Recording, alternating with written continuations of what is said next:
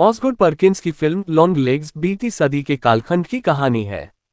कहानी FBI agent ली hawker की है, जिसे घटनाओं का पूर्वानुमान कुछ ऐसा होता है कि इसे उसका खास गुण मान लिया जाता है। एक सीरियल किलर केस की तफ्तीश में उसे शामिल किया जाता है। मामला कुछ कुछ समझ में भी आने लगता है।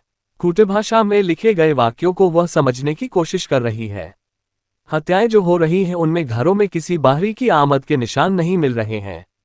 हत्याएं घर का ही कोई सदस्य बहुत ही निर्मम तरीके से कर रहा है और पूरे परिवार को मारने के बाद खुद भी अपनी जान खो दे रहा है। लेकिन क्यों? इसी क्यों की तलाश में निकली ली हॉकर के जरिए लेखक निर्देशक ऑसगुड परकिंस दर्शकों को विचलित करना चाहते हैं। हॉकर के किरदार में माइका मोनरो खुद भी विचलित नजर आती हैं।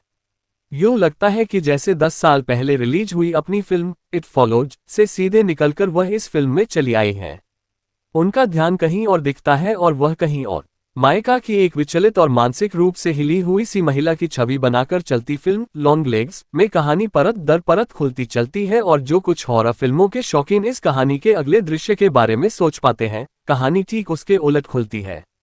ऑसगुड परकिंस की दर्शकों को लगातार विचलित करते रहने की ये तकनीक काफी हद तक कामयाब भी होती दिखती है, और इसमें माइका का दमदार अभिनय उनकी पूरी मदद करता है।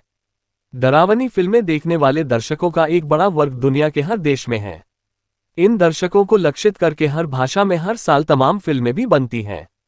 फिल्म लॉन्ग लेग्स बीती सदी में जाकर एक ऐसी परंपरा की पोल खोलने की कोशिश करती है जिसमें वुडू, सम्मोहन, विकर्षण और शैतानी ताकतों जैसी तमाम चीजें एक साथ घोल दी गई हैं। फिल्म में माइका मोनरो के सामने समस्याएं पैदा करने वाले किरदार को निकोलस केज ने निभाया है।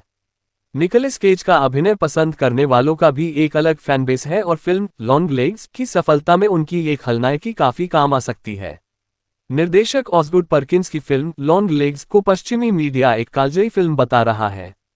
एंड्रे सरोची टिनायरो ने पूरी फिल्म में परकिंस की कल्पनाओं के मुताबिक कैमरे को प्रयोगात्मक कोणों पर रखते हुए दर्शकों को कुछ अलग छवियां दिखाने की कामयाब कोशिशें की हैं। फिल्म के दोनों एडिटर्स ग्रेग एंजी और ग्राहम फोर्टन का एक दृश्य से दूसरे दृश्य पर जाने का कौशल भी कई मौकों पर तारीफ का हकदार है।